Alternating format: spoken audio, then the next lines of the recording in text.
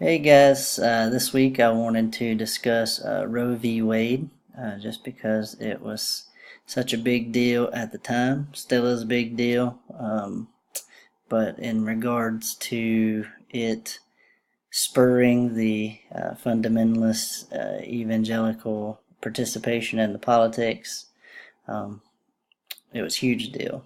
So I was not alive during the time, so I'm not sure I can really understand how big of a decision that was. I guess the closest would be the gay marriage ruling that the Supreme Court laid down in the recent past. So Roe v. Wade, 1971, a pregnant single woman was wanting an abortion, and so she challenged the constitutionality of Texas's abortion laws, which prohibited it. And so, final decision was laid down by the Supreme Court in 1973. The court held that there's a fundamental right of single women, married people, to be able to decide if they want to have children or not, and so they used the Ninth Amendment through the 14th Amendment to be able to come up with this decision. Texas argued not necessarily constitutionally, but they argued that life begins at conception, and because of that, they have a stake in an interest in protecting the life and the consequences that come from that.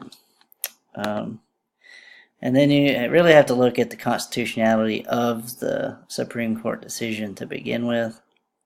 So the Bill of Rights was only to be applied to the general government of the U.S., and so the 10th Amendment leaves all the powers not delegated to the U.S. government to the states.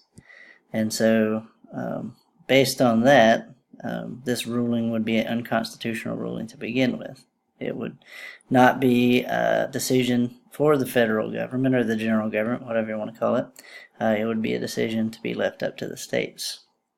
And so John Hart Ely, who's a legal expert, stated it is bad because it is bad constitutional law, or rather because it's not constitutional law and gives almost no sense of an obligation to try to be. And so it really, the interpretation doesn't even attempt to go with the Constitution.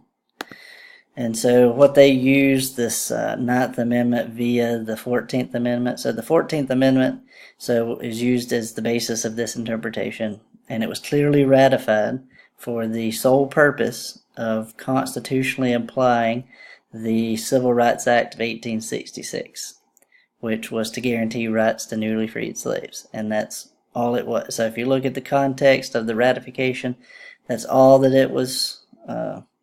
All that was doing was enacting that, putting that act into a constitutional amendment so that it would have to be enforced. And so it was not to supersede states and all these other things that it's been twisted into. So if you look at the ratification process of the 14th Amendment, you see that it's clearly states that they were just trying to make a constitutional guarantee for this act. So now this has been twisted. So now the general government, federal government, trumps the state in every decision. And so we've seen that with the gay marriage ruling, which superseded the states.